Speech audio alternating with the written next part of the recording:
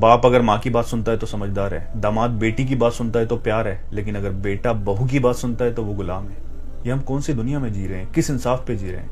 क्या दूसरे की बेटी बेटी नहीं होती? अरे दूसरे की बेटी को छोड़िए, अपना बेटा जो अपना खून, जिसकी परवरिश आपने की है, उसका हक नहीं बनता कि जितना प्यार आप दामाद को देते हो आप उसको भी इतना ही प्यार दो? जितना भरोसा दामाद पर किया जाता है, अगर उससे ज्यादा नहीं तो उतना ही भरोसा बेटे पर भी करें। ये हक बेटे का भी बनता है ना।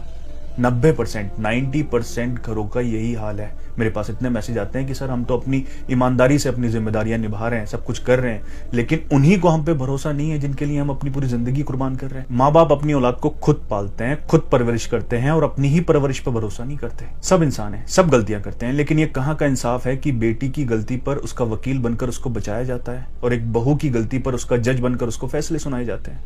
मैं ये नहीं कहता कि सारी बहुएं अच्छी होती हैं, सारे बेटे अच्छे होते हैं। बहुत सारी लड़कियां ऐसी होती हैं जिनको ये ट्रेनिंग दी जाती है कि आकर वो अपने हस्बैंड को अपनी जागीर समझ लेती हैं। एक लड़के पर सबसे ज्यादा हक माँ बाप का होता है, तो इन गलत बहुओं और बेटों की वजह से जो अच्छे बेटों और बहुओं पर नाइंसाफी हो रही है ना, उसका हिसाब माँ बाप को देना पड़ेगा। क्योंकि जुल्म जुल्म होता है, चाहे वो औलाद माँ बाप पर करे या फिर माँ बाप अपनी औलाद पर करे। खुदा अपने इंसाफ के तराजू में हमारे रिश्तों को नहीं, हमारी नियतों को तोलेगा।